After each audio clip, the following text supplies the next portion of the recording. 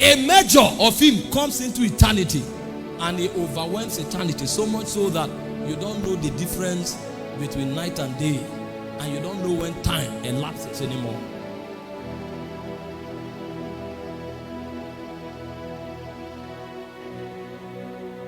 So Lucifer saw it and desired it so much and said, no, I can be like this being. What he didn't know is maybe it's 0.1% of God that both eternity and earth have experienced since creation. And then he said that we be like what? What is he? It's not who is he, it's what is he. All your reality is captured in eternity. And then you want to talk and be like the one that is bigger than eternity. You are existing his existence. And you now say you want to be like him. So the question is, how will you start? And when he looked at him, he said, Kai, iniquity has entered your heart. Because you don't know the one you are dealing with. That your thought of it alone is a transgression. It's a violation against the laws that govern the realm. Because when you violate him, before they fight you, the laws itself will begin to fight you. You know, when man fell, before man noticed that he fell, the laws began to fight him. So he hid himself for safety. He took safety.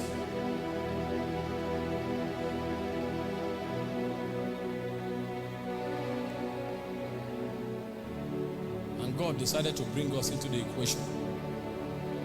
And when he brought us into the equation, man also told a part of folly. And he rebelled against God. And when he rebelled against God, the same experience that Lucifer had began to happen to him. And when God showed up, he ran away. Because what gave him capacity to stand before God was something himself did not know. He didn't know how he was able to interact with God. Because when God came into the garden, he wasn't hearing God. What he was actually doing with God was intercourse. Because after he ran and hid, he was still hearing God. Adam, where art thou? He could still hear God. So what happened between him and God in the cool of the day was actually mingling. God was bringing him into the experience of righteousness because he was created innocent. And it's in righteousness that he will have stature. And when he has stature, what he will now do is to extend Eden to every part of the earth. Because the whole earth had fallen. The whole earth was under the bondage of corruption. So what God did was to download Eden from heaven. And as he was in the envelope of Eden, he will mingle with God until he understands righteousness. Because he was created innocent. And as innocent, he is still going to be a slave if he steps out of Eden. So God decided to put him in that canopy. And in the cool of the day, God came and had intercourse with him. So that he will grow into righteousness. When he does, he will now gain stature. And he can now take Eden to every other part of the earth. And earth will become a mirror image of heaven. But before that time came, he decided to have intercourse with another spirit apart from God. And he punctured Eden.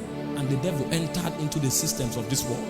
And the moment the devil entered, the devil now created systems that rebelled against him. So the animals rebelled against him. Weather rebelled against him.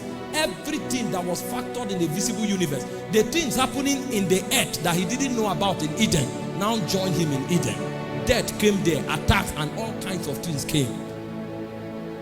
So before the man can now experience Eden again, God must reveal different dimensions of his reality, because God is the only person outside of the equation. You know that God can function under the law when it comes into the system, but God can also function outside the law because he is sovereign.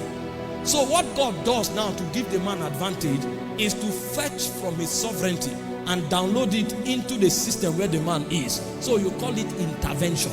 And that was the first thing that happened in that scripture. The first thing that happened in that scripture is called intervention and the hand of God. So every time the man becomes vulnerable to the system that have been set up, then God fetches from sovereignty and he brings it to the man. And then by that thing that God brings, the man rules. So Abraham was walking in peril. Abraham was troubled. Abraham was handicapped. And God went back into himself, because before the project began, Elohim sat with himself, and the Father spoke to the Logos, and the Logos spoke to the Spirit, and the Spirit spoke to the Father. It was an endless communion, a koinonia took place, and he said, let us make man. So every time the system is about to break, God fetches from within himself. Now the man that God fetched out of koinonia had fallen. The only way God can make the man stand is to fetch his dimension and give to the man. So when Abraham was struggling, he was from Mesopotamia in the halls of the Chaldees, and that was a place that was darkened, because Abraham's grandfather is called Nahor, and Nahor was one of the princes of Nimrod. And the idea of Babel is to create a system that can exist apart from God.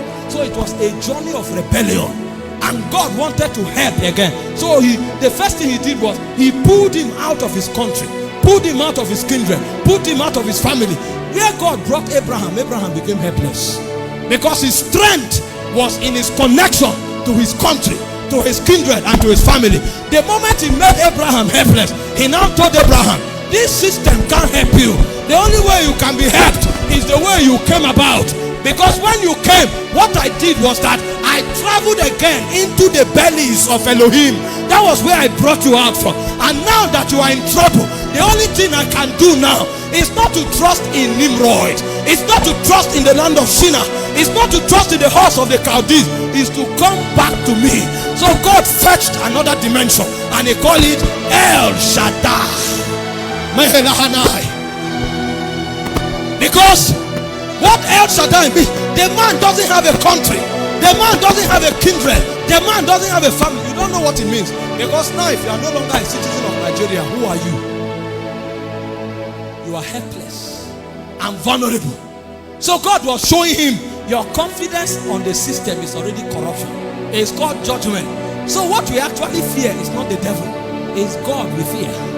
Because when you depart from God, you are helpless. So God was telling Abraham, Babel will fail, Nimrod will fail, and every system of the world will fail, but in me there is something. That was what he told Moses. He said, show me thy glory. And he said, there is a place by my side. I will put you by the cleft of the rock, and I will cause all my goodness to pass before you. When I pass, it's enough.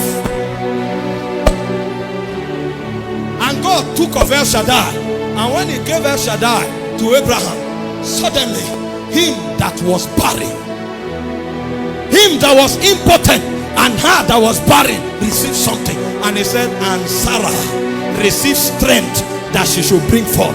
This is no longer according to the law of fertility. This is no longer according to the law of reproduction. This one now is strength, because it came from the bellies of El Shaddai. So at that time, even if you don't have a womb, you can give birth. He said to Mary, Luke 1:35, he said, the Spirit of the Lord shall come upon you.